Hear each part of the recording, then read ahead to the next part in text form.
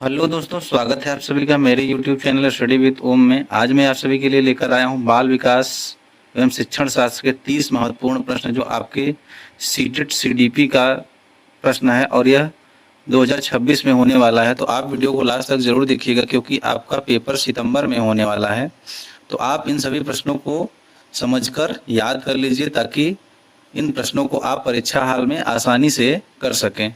तो चलिए शुरू करते हैं। हमारा पहला सवाल है, बच्चे किस प्रकार से नए अर्थ का निर्माण करते हैं और सीखते हैं। तो दोस्तों, बात हो रही है बच्चे की। यहाँ पर बच्चा कैसे नए नए नए जानकारी को प्राप्त कर उनकी अर्थ को निर्माण करता है।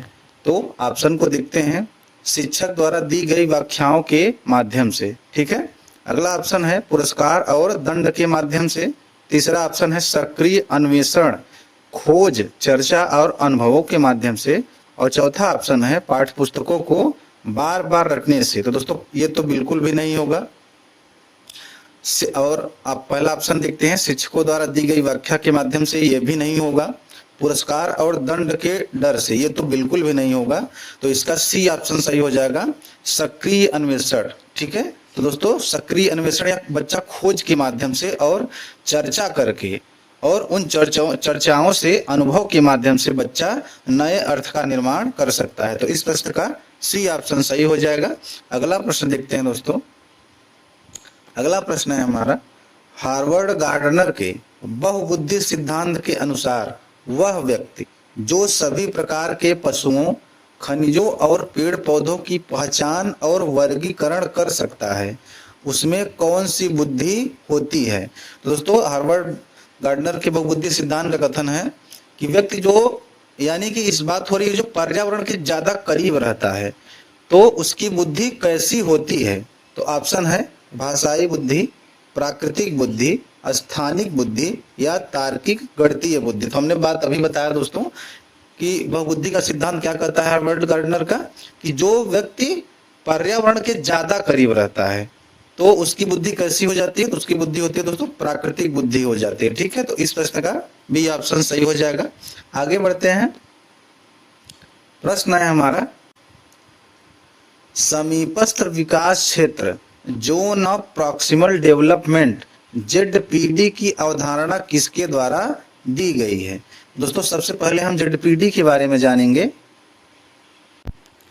बच्चा जहां खुद काम कर सकता है और जहां किसी बड़े की मदद यानी स्कैफोल्डिंग से पहुंच सकता है, ठीक है, उन दोनों के बीच के गैप को दोस्तों जेडपीडी कहते हैं, यानी खाली स्थान को जेडपीडी कहते हैं। और यह एक अस्थाई सहयोग का क्षेत्र है। तो दोस्तों, और यह सिद्धांत किसने दिया था, समीपस्थ विकास क्षेत्र यानी zone of proximal development ZPD का सिद्धांत किसने दिया था दोस्तों, लेव वांगोत्स्की ने दिया था। तो इस प्रश्न का बी ऑप्शन सही हो जाएगा।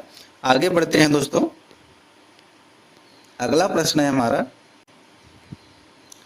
प्रश्न नंबर 4, बुद्धि इंटेलिजेंस के संबंध में निम्नलिखित में से कौन सा कथन सही है। ठीक है, कौन सा कथन सही है। ऑप्शन को पढ़ते हैं दोस्तों। बुद्धि केवल एक एकल इकाई है, यह कथन बिल्कुल गलत है दोस्तों। अगला ऑप्शन है, बुद्धि बहुआयामी है जिसमें कई योग्यताएं शामिल हैं, यह कुछ सही लग रहा है। अगला ऑप्शन देखते हैं, बुद्धि आनुवंशिकता से बिल्कुल प्रभावित नहीं होती, यह तो बिल्कुल गलत लग रहा है। अगला ऑप्शन है, बुद्धि का केवल बुद्धि लब्धि परीक्षणों द्वारा ही सटीक मापन संभव है, यह भी गलत लग रहा है। तो दोस्तों, प्रश्न नंबर 4 का बी ऑप्शन सही हो जाएगा, बुद्धि बहुआयामी है जिसमें कई योग्यताएं शामिल होती हैं। तो इस प्रश्न का बी ऑप्शन सही हो जाएगा। अगला प्रश्न देखते हैं दोस्तों। प्रश्न नंबर 5 है हमारा, लॉरेंस कोहलबर्ग के अनुसार एक शिक्षक बच्चों में नैतिक मूल्यों का विकास कैसे कर सकता है। दोस्तों, बच्चों में नैतिक मूल्यों का विकास करना यानी उनके अंदर अच्छे गुणों को प्रवाहित करना है, वह कैसे कर सकता है। ऑप्शन है धार्मिक शिक्षा को महत्व देकर, यह गलत हो जाएगा दोस्तों। अगला ऑप्शन है व्यवहार के कड़े नियम बताकर, यह तो बिल्कुल भी गलत हो जाएगा। अगला ऑप्शन है नैतिक मुद्दों पर आधारित चर्चाओं में उन्हें शामिल करके, यह कुछ सही लग रहा है दोस्तों। अगला ऑप्शन है कैसे व्यवहार किया जाना चाहिए, इस पर कठोर निर्देश देकर। यह तो बिल्कुल गलत लग रहा है। तो दोस्तों लॉरेंस कोहलबर्ग के अनुसार एक शिक्षक बच्चों में नैतिक मूल्यों का विकास नैतिक मुद्दों पर आधारित चर्चाओं में शामिल करके उन्हें कर सकता है। तो इस प्रश्न का सी ऑप्शन सही हो जाएगा। ठीक है, आगे बढ़ते हैं दोस्तों। प्रश्न नंबर 6 है हमारा, विद्यार्थियों में व्यक्तिगत विभिन्नताओं इंडिविजुअल डिफरेंसेस को संबोधित करने के लिए एक विद्यालय को क्या करना चाहिए। ठीक है, कह रहा है, प्रश्न है विद्यार्थियों में व्यक्तिगत भिन्नताओं माने अलग अलग उनके भिन्नताओं को संबोधित करने के लिए विद्यालय को क्या करना चाहिए। ऑप्शन को पढ़ते हैं, सभी विद्यार्थियों के लिए एक समान पाठ्यक्रम का पालन करना चाहिए। तो गलत हो जाएगा दोस्तों। अगला ऑप्शन देखते हैं, बाल केंद्रित पाठ्य चर्चा का पालन करना और विद्यार्थियों को सीखने के विविध अवसर देना। यह सही लग रहा है। अगला ऑप्शन देखते हैं दोस्तों, धीमी गति से सीखने वाले विद्यार्थियों को विशेष विद्यालयों में अलग कर देना। यह तो बिल्कुल गलत होगा। अगला ऑप्शन है, विद्यार्थियों के बीच मतभेदों को मिटाने के लिए कठोर नियम बनाना। यह तो बिल्कुल गलत है। तो दोस्तों विद्यार्थियों में व्यक्तिगत विभिन्नताओं को संबोधित करने के लिए एक विद्यालय को बाल केंद्रित पाठ चर्चा का पालन करना चाहिए और विद्यार्थियों को सीखने के विविध अवसर देना चाहिए। तो दोस्तों इस प्रश्न का बी ऑप्शन सही हो जाएगा। आगे बढ़ते हैं, प्रश्न नंबर 7 है हमारा। दोस्तों ये सभी प्रश्न प्रीवियस ईयर एग्जाम में पूछे जाने वाले प्रश्न हैं, तो आप वीडियो को लास्ट तक जरूर देखिएगा। और हमारे चैनल पर नए होंगे तो वीडियो को लाइक और चैनल को सब्सक्राइब जरूर करिएगा। और सबसे जरूरी बात, आप वीडियो को स्किप मत करिए, क्योंकि ये सभी प्रश्न बार बार पूछे जाने वाले प्रश्न हैं। तो अगला प्रश्न देखते हैं हम दोस्तों। प्रश्न है हमारा, बच्चों में ज्ञान की रचना करने और अर्थ निकालने की क्षमता होती है, इस परिप्रेक्ष्य में एक शिक्षक की भूमिका कैसी होनी चाहिए। तो दोस्तों बच्चों में ज्ञान की रचना करने और अर्थ निकालने की क्षमता होती है, तो सही बात है। तो एक शिक्षक को कैसी भूमिका निभानी चाहिए। ऑप्शन है निर्देशक की। ठीक है, यह गलत हो जाएगा दोस्तों। बी ऑप्शन है व्याख्याता की, यह भी गलत हो जाएगा। डी ऑप्शन है आदेशक की, यह भी गलत हो जाएगा। और सी ऑप्शन है सुगमकर्ता या सहजकर्ता की। तो इस प्रश्न का सी ऑप्शन सही हो जाएगा, क्योंकि बच्चा जब कोई अध्यापक उसको प्यार दुलार से सिखाता है तो वह बच्चा आसानी से सीख सकता है। तो इसलिए इस प्रश्न का सी ऑप्शन सही हो जाएगा। अगला प्रश्न देखते हैं दोस्तों। प्रश्न नंबर 8 है हमारा, जीन पियाजे के अनुसार बच्चा किस अवस्था उम्र में वस्तु अस्थायित्व ऑब्जेक्ट प्रीमनेंस के गुण को प्रदर्शित करने लगता है। दोस्तों ऑप्शन है संवेदी पेशी अवस्था, जो 0 से 2 वर्ष तक होती है। दूसरा ऑप्शन है पूर्व संक्रियात्मक अवस्था, तो दोस्तों यह 2 से 7 वर्ष तक होती है, याद रखिएगा। सी ऑप्शन है मूर्त संक्रियात्मक अवस्था, यह 7 से 11 वर्ष तक होती है। और डी ऑप्शन है औपचारिक संक्रियात्मक अवस्था, यह 11 से अधिक वर्ष की होती है, 11 प्लस होती है। ठीक है, तो दोस्तों जीन पियाजे के अनुसार बच्चा किस अवस्था में वस्तु अस्थायित्व, याद रखिएगा क्या पूछा जा रहा है दोस्तों, वस्तु अस्थायित्व के गुण को प्रदर्शित करने लगता है। तो इस प्रश्न का सही उत्तर हो जाएगा दोस्तों 0 से 2 वर्ष में ही, 0 से 2 वर्ष में ही बच्चा वस्तु अस्थायित्व के गुण को प्रदर्शित करने लगता है। तो इस प्रश्न का ये ऑप्शन सही हो जाएगा। अगला प्रश्न देखते हैं दोस्तों। प्रश्न है हमारा प्रश्न नंबर 9, अंतर्मुखी, बहिर्मुखी और उभयमुखी व्यक्तित्व का वर्गीकरण किसके द्वारा किया गया है। तो दोस्तों इसका ऑप्शन पढ़ते हैं, शेल्डन, युंग, क्रेसमर या स्प्रेंजर। तो दोस्तों इस प्रश्न का सही उत्तर हो जाएगा युंग ने। किसने दिया था दोस्तों, अंतर्मुखी, बहिर्मुखी और उभयमुखी व्यक्तित्व का वर्गीकरण किसके द्वारा दिया गया था, तो दिया गया था दोस्तों युंग के द्वारा। तो याद रखिएगा इस प्रश्न का बी ऑप्शन सही हो जाएगा। आगे बढ़ते हैं। प्रश्न है हमारा दोस्तों, सतत और व्यापक मूल्यांकन CCE में व्यापक कॉम्प्रिहेंसिव शब्द का अर्थ क्या है। ऑप्शन को पढ़ते हैं, केवल शैक्षणिक क्षेत्र का मूल्यांकन, अगला ऑप्शन है केवल सह शैक्षणिक क्षेत्र का मूल्यांकन। तीसरा ऑप्शन है संज्ञानात्मक, शैक्षणिक और सह संज्ञानात्मक यानी खेल कूद कला आदि दोनों क्षेत्रों का मूल्यांकन। और डी ऑप्शन है केवल मानसिक योग्यताओं का मूल्यांकन। तो दोस्तों सतत और व्यापक मूल्यांकन में व्यापक शब्द का अर्थ हो जाएगा सी ऑप्शन इसका सही हो जाएगा दोस्तों, संज्ञानात्मक, शैक्षणिक और सह संज्ञानात्मक यानी खेल कूद कला आदि दोनों क्षेत्रों का मूल्यांकन। ठीक है, तो इस प्रश्न का सी ऑप्शन सही हो जाएगा। अगला प्रश्न देखते हैं।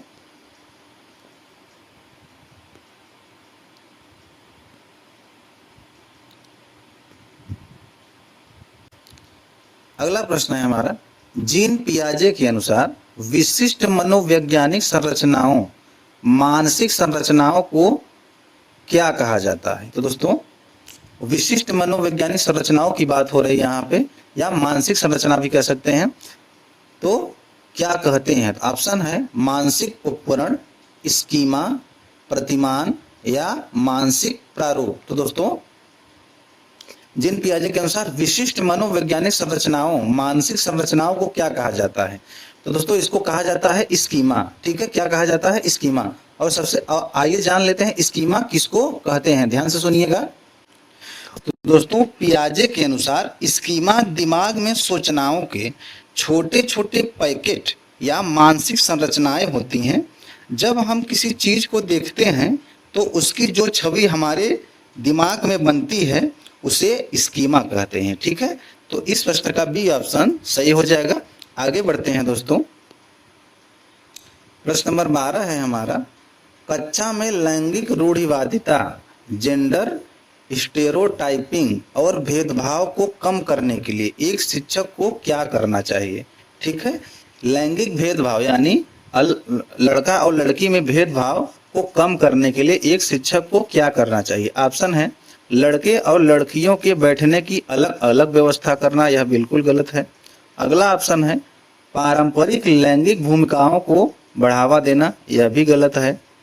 अगला ऑप्शन है गैर पारंपरिक भूमिकाओं में लड़के और लड़कियों दोनों को समान रूप में शामिल करना, यह सही हो जाएगा दोस्तों। और डी ऑप्शन है खेल कूद की गतिविधियों से लड़कियों को दूर रखना, यह तो बिल्कुल भी गलत हो जाएगा। तो दोस्तों कक्षा में लैंगिक रूढ़िवादिता और भेदभाव को कम करने के लिए शिक्षक को गैर पारंपरिक भूमिकाओं में लड़के और लड़कियों दोनों को समान रूप से शामिल करना चाहिए। तो इस प्रश्न का सी ऑप्शन सही हो जाएगा। अगला प्रश्न देखते हैं दोस्तों आप वीडियो को लास्ट तक जरूर देखिएगा और हमारे चैनल पर नए होंगे तो वीडियो को लाइक और चैनल को सब्सक्राइब जरूर करिएगा। अगला प्रश्न है हमारा, थार्नडाइक के सीखने के मुख्य नियमों में कौन सा नियम शामिल नहीं है? ठीक है, कौन सा नियम शामिल नहीं है? तो इस प्रश्न का ऑप्शन देखते हैं दोस्तों, तत्परता का नियम, अभ्यास का नियम, प्रभाव का नियम और बहु अनुक्रिया का नियम। तो दोस्तों इस प्रश्न का सही उत्तर हो जाएगा बहु अनुक्रिया का नियम। ठीक है, थार्नडाइक के सीखने के मुख्य नियमों में बहु अनुक्रिया का नियम शामिल नहीं है और प्रभाव का नियम, अभ्यास का नियम और तत्परता का नियम ये तीनों ही थार्नडाइक के सीखने के मुख्य नियमों में शामिल हैं। ठीक है, तो इस प्रश्न का डी ऑप्शन सही हो जाएगा। दोस्तों यह बहु अनुक्रिया का नियम थार्नडाइक के 5 गौण नियमों में आता है और ये ऊपर के तीनों मुख्य नियम में आते हैं। तो इस प्रश्न का डी ऑप्शन सही हो जाएगा। आगे बढ़ते हैं दोस्तों। प्रश्न नंबर 14 है हमारा, निम्नलिखित में से कौन सा संवेग इमोशन सीखने की प्रक्रिया को सकारात्मक रूप से प्रभावित कर सकता है? तो दोस्तों ऑप्शन है बोरियत, डर, जिज्ञासा या आशा या चिंता। तो दोस्तों सीखने की प्रक्रिया को सकारात्मक रूप से प्रभावित कर सकता है, तो कौन सा संवेग है? तो इस प्रश्न का सही उत्तर हो जाएगा दोस्तों, चारों ऑप्शन में से बताइए कौन सा सही हो जाएगा। तो इसका सही उत्तर हो जाएगा दोस्तों जिज्ञासा या आशा। ठीक है, यह संवेग सीखने की प्रक्रिया को सकारात्मक रूप से प्रभावित कर सकता है और तीनों ऑप्शन जैसे बोरियत, डर और चिंता ये नकारात्मक प्रभावित करते हैं। ठीक है, संवेग को नकारात्मक प्रभाव डालते हैं। तो इस प्रश्न का सी ऑप्शन सही हो जाएगा। अगला प्रश्न देखते हैं दोस्तों। प्रश्न नंबर 15 हमारा, निम्नलिखित में से कौन सा एक रचनात्मक आकलन फॉर्मेटिव असेसमेंट का कार्य नहीं है? ठीक है, रचनात्मक आकलन की बात हो रही है दोस्तों। यहाँ पर ऑप्शन को देखते हैं, खुला अंत ओपन इंडेड वाला प्रश्न पूछना, ठीक है, क्या बात हो रही है दोस्तों, खुला अंत ओपन इंडेड वाला प्रश्न पूछना, यह गलत हो जाएगा। अगला प्रश्न है प्रोजेक्ट कार्य परियोजना देना, यह भी गलत हो जाएगा।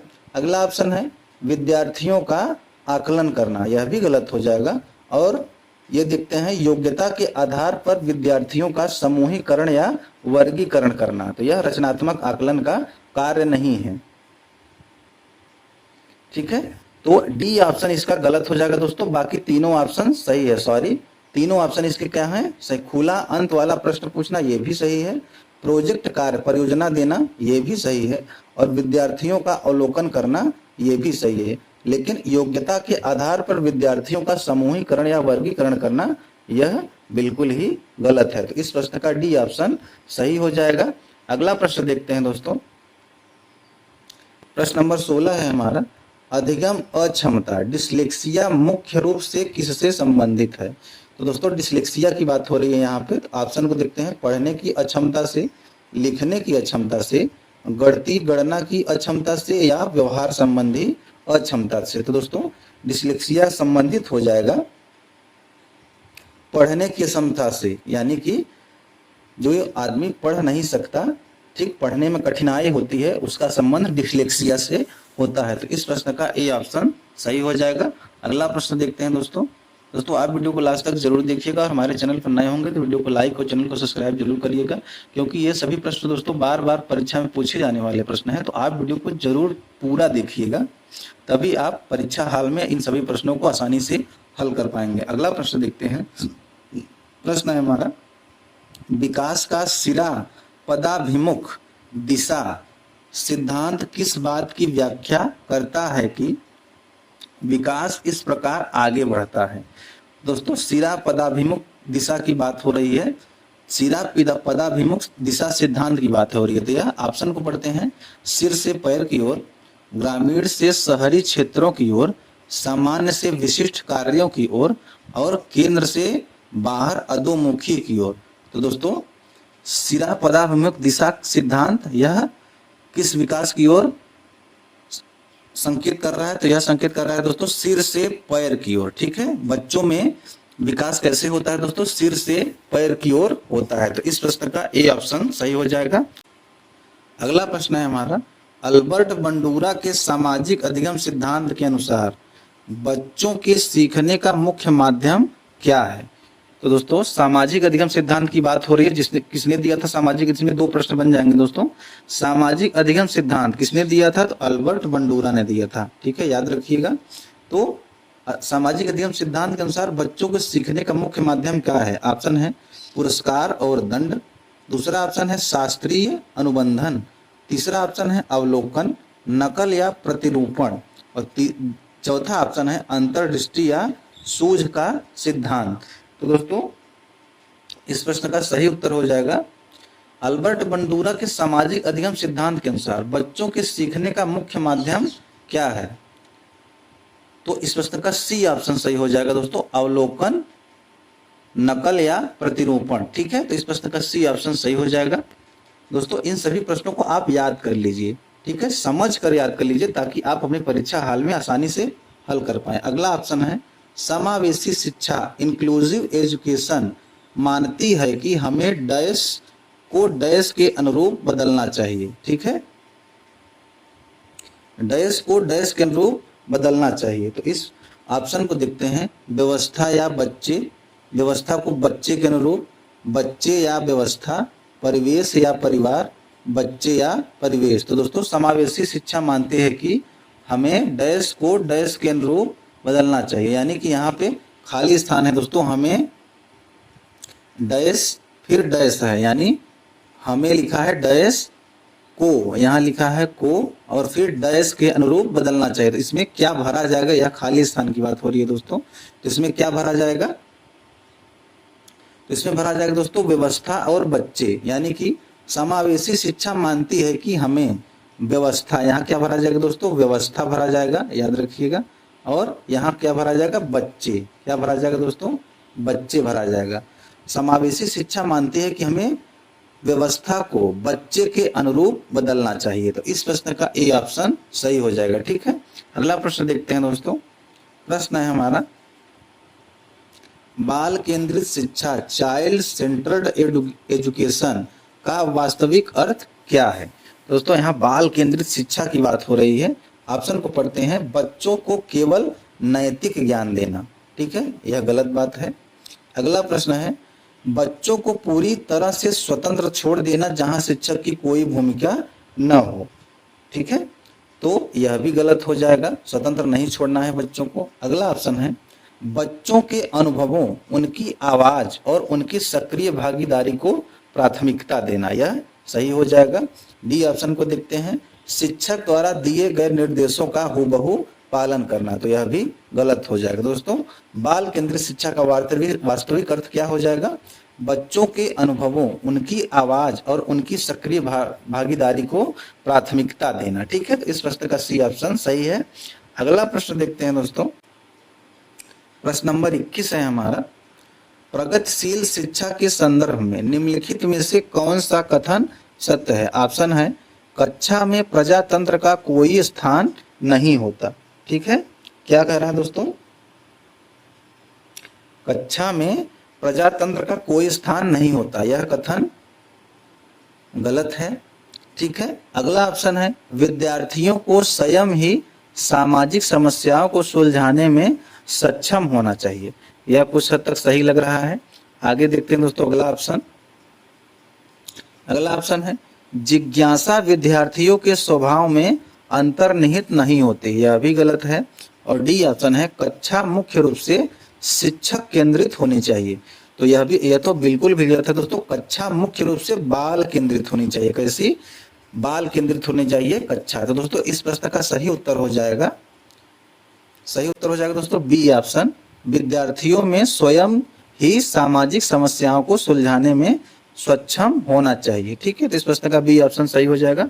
आगे बढ़ते हैं दोस्तों, प्रश्न नंबर 22 है हमारा, आनुवंशिकता और पर्यावरण की भूमिका के बारे में कौन सा कथन सत्य है। ऑप्शन है, पर्यावरण केवल बच्चे के भाषा विकास में योगदान देता है।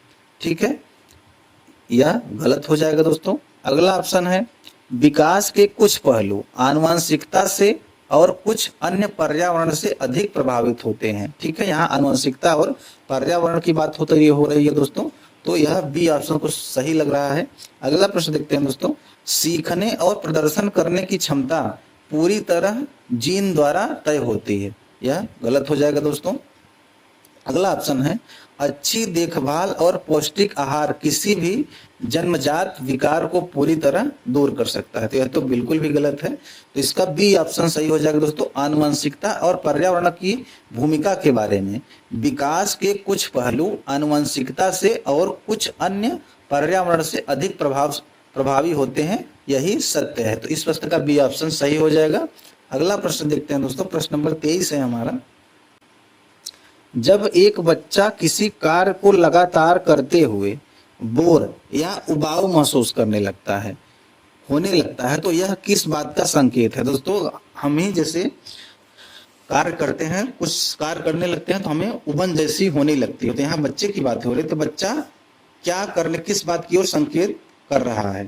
तो ऑप्शन है, बच्चा बुद्धिमान है, तो यह गलत हो जाएगा दोस्तों। अगला ऑप्शन है, बच्चे में सीखने की क्षमता नहीं है, यह भी गलत हो जाएगा। कार्य या शिक्षण पद्धति यांत्रिक रूप से बार बार दोहराया जा रहा है। ठीक है, तो कोई चीज बार बार अगर दोहराया जाता है तो हमें उबन महसूस होने लगती है, बोर होने लगते हैं। तो यह कुछ तक सही लग रहा है। अगला ऑप्शन है, बच्चे को अनुशासित करने की जरूरत है, यह तो बिल्कुल गलत है। तो इस प्रश्न का सी ऑप्शन सही हो जाएगा, कार्य या शिक्षण पद्धति यांत्रिक रूप से बार बार दोहराया जा रहा है, इसलिए बच्चा उबन या उबाऊ महसूस कर रहा है, तो इस प्रश्न का सी ऑप्शन सही हो जाएगा। अगला प्रश्न देखते हैं दोस्तों, प्रश्न नंबर 24 है हमारा, लेओ वांगोस्की के अनुसार बच्चों के संज्ञानात्मक विकास का मुख्य कारण क्या है। तो दोस्तों इसमें एक और प्रश्न बन जाएगा याद करने के लिए, संज्ञानात्मक विकास का सिद्धांत किसने दिया था। तो यह दिया था दोस्तों लेओ वांगोस्की ने, यह याद रखिएगा, किसने दिया था संज्ञानात्मक विकास का सिद्धांत, लेओ वांगोस्की ने। तो लेव वांगोस्की के अनुसार बच्चों के संज्ञानात्मक विकास का मुख्य कारण क्या है? ऑप्शन है सामाजिक अंतःक्रिया, उद्दीपक अनुक्रिया संतुलन, मानसिक प्रारूपों, स्कीमा का समायोजन या संतुलन। तो दोस्तों इस प्रश्न का सही उत्तर हो जाएगा सामाजिक अंतःक्रिया। ठीक है, लेव वांगोस्की के अनुसार बच्चों के संज्ञानात्मक विकास का मुख्य कारण क्या है? सामाजिक अंतःक्रिया। तो इस प्रश्न का ए ऑप्शन सही हो जाएगा। अगला प्रश्न देखते हैं दोस्तों, प्रश्न नंबर 25 है हमारा, राष्ट्रीय पाठ्यचर्चा की रूपरेखा एनसीएफ 2005 के अनुसार, ठीक है, अधिगम यानी सीखना अपने स्वभाव में, यहाँ भी खाली स्थान है दोस्तों, डैश डैश और की बात हो रही है, और याद रखिएगा तो है, तो यहाँ क्या भरा जाएगा दोस्तों? ऑप्शन है निष्क्रिय और सरल, सक्रिय और सामाजिक, निष्क्रिय और सामाजिक, सक्रिय और सरल। तो दोस्तों इसमें भरा जाएगा सक्रिय और सामाजिक, यानी कि राष्ट्रीय पाठ्यचर्चा की रूपरेखा एनसीएफ 2005 के अनुसार अधिगम या सीखना अपने स्वभाव में सक्रिय और सामाजिक है। ठीक है, तो इस प्रश्न का बी ऑप्शन सही हो जाएगा, इसमें सक्रिय और सामाजिक भरा जाएगा, याद रखिएगा। अगला प्रश्न देखते हैं दोस्तों आप वीडियो को लास्ट तक जरूर देखिए क्योंकि ये सभी प्रश्न परीक्षा में आने वाले प्रश्न हैं। अगला प्रश्न है हमारा, बीएफ स्किनर के अनुसार बच्चों में भाषा का विकास किस चीज का परिणाम होता है? दोस्तों भाषा विकास का सिद्धांत होता है, इसमें दो प्रश्न बन जा रहे हैं दोस्तों। भाषा विकास का सिद्धांत किसने दिया था? बीएफ स्किनर ने दिया था, याद रखिएगा। एक प्रश्न इसमें और बन जाएगा, भाषा विकास का सिद्धांत बीएफ स्किनर ने दिया था, और बीएफ स्किनर के अनुसार बच्चों में भाषा का विकास किस चीज का परिणाम होता है? ऑप्शन है जन्मजात क्षमताओं का, परिपक्वता का, अनुकरण और पुनर्बलन, नकल और शाबाशी का, या व्याकरणिक प्रशिक्षण का।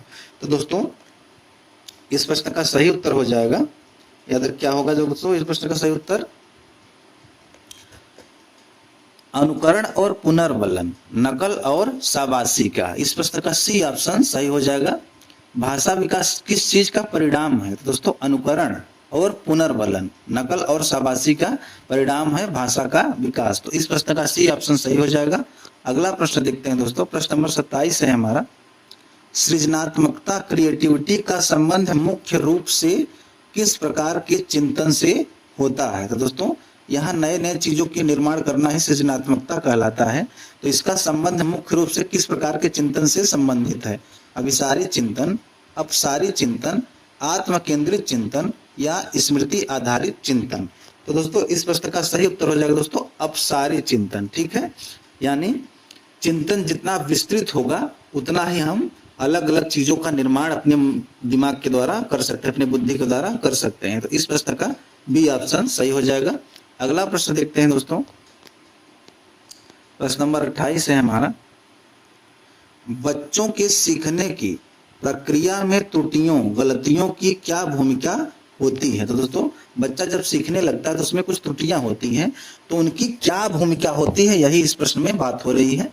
तो ऑप्शन को पढ़ते हैं, त्रुटियां बच्चे की लापरवाही को दर्शाती हैं। तो यह कथन सही होगा दोस्तों? नहीं, यह गलत हो जाएगा। आगे बढ़ते हैं, त्रुटियां अधिगम सीखने की प्रक्रिया का एक स्वाभाविक हिस्सा है। यह कुछ हद तक सही लग रहा है, क्योंकि अगर हम गलती कर रहे हैं तभी उसको सुधार करने की कोशिश करेंगे, तभी हमसे कोई चीज सही हो पाएगा। हम गलती करके ही सीखते हैं। तो अगला ऑप्शन देखते हैं, वे सीखने की प्रक्रिया में एक बड़ी बाधा है। यह गलत है। अगला ऑप्शन है, त्रुटियों को तुरंत दंड देकर सुधार देना चाहिए। तो यह तो बिल्कुल भी गलत है। तो दोस्तों बच्चों के सीखने की प्रक्रिया में त्रुटियों या गलतियों की भूमिका क्या होती है? त्रुटियां अधिगम सीखने की प्रक्रिया का एक स्वाभाविक हिस्सा है। तो इस प्रश्न का बी ऑप्शन सही हो जाएगा। अगला प्रश्न देखते हैं दोस्तों, प्रश्न नंबर 29 है हमारा, एक प्रगतिशील कक्षा में शिक्षार्थी बालक को किस रूप में देखा जाता है? तो दोस्तों एक प्रगतिशील कक्षा में जहां पढ़ने लिखने वाले बच्चे अधिक हैं, तेज तर्रार हैं, वहां शिक्षार्थी यानी बालक को किस रूप में देखा जाता है? तो खाली बर्तन के रूप में, ज्ञान के सक्रिय निर्माता या खोजकर्ता के रूप में, निष्क्रिय अनुकरणकर्ता के रूप में, या केवल समस्या समाधान कर्ता के रूप में। तो दोस्तों इस प्रश्न का सही उत्तर हो जाएगा ज्ञान के सक्रिय निर्माण या खोजकर्ता के रूप में। ठीक है, तो इस प्रश्न का बी ऑप्शन सही हो जाएगा। अगला प्रश्न देखते हैं दोस्तों, हमारा लास्ट प्रश्न है, बच्चों के सामाजिकरण में विद्यालय की क्या भूमिका होती है? ऑप्शन है, यह सामाजिकरण का पहला प्राथमिक कारक है। दूसरा ऑप्शन है, यह सामाजिकरण का दूसरा द्वितीयक कारक है। तीसरा ऑप्शन है, सामाजिकरण में इसकी कोई भूमिका नहीं होती है।